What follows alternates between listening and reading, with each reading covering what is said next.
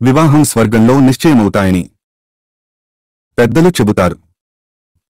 కాబట్టి మనం కష్టపడి ప్రయత్నించినా కొన్నిసార్లు వివాహ సంబంధాలు చెదిరిపోతాయి. మరికొన్నిసార్లు అవాంఛిత ఘటనలు కూడా జరుగుతాయి.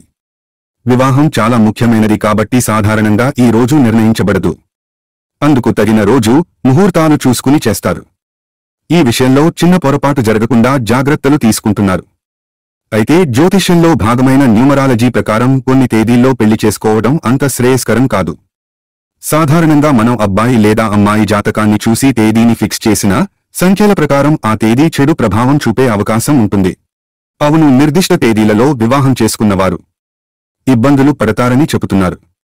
4, 13, 22, 31 తేదీల్లో వివాహం చేసుకున్నవారికి జీవితంలో ఎక్కువ సమస్యలను ఎదుర్కొంటారు. జ్యోతిష శాస్త్రం ప్రకారం ఈ తేదీలలో వివాహం చేసుకున్నవారు చాలా త్వరగా లేదా 4 సంవత్సరాలలోపు విడిపోయే అవకాశం ఉందంట. రిలేషన్షిప్లో ప్రేమ, సాన్నిహిత్యం ఉన్నప్పటికీ కొన్ని సమస్యల వల్ల మన బంధం దెబ్బతినే అవకాశం ఉందంట. 7వ తేదీ అంత మంచిది కాదని కొందరు పండితులు అంటుంటారు. ఈ తేదీ మంచి ఫలితాలను ఇవ్వదంట.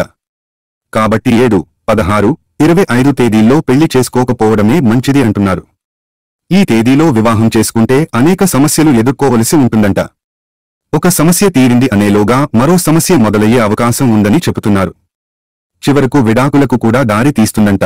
చాలా మందికి తెలియని విషయం ఏమిటంటే 8, 17, 26 ఈ తేదీలలో పెళ్లి చేసుకోకూడదని కూడా అంటారు. ఈ తేదీలు అందరికీ కాదు. ఈ తేదీలో వివాహం చేసుకున్నవారు అతి త్వరలో విడాకులు తీసుకునే అవకాశం ఉంది. ముఖ్యంగా వీరిద్దరి మధ్య మూడో వ్యక్తి ఎంట్రీ ఇచ్చే అవకాశాలు ఎక్కువగా ఉన్నాయి.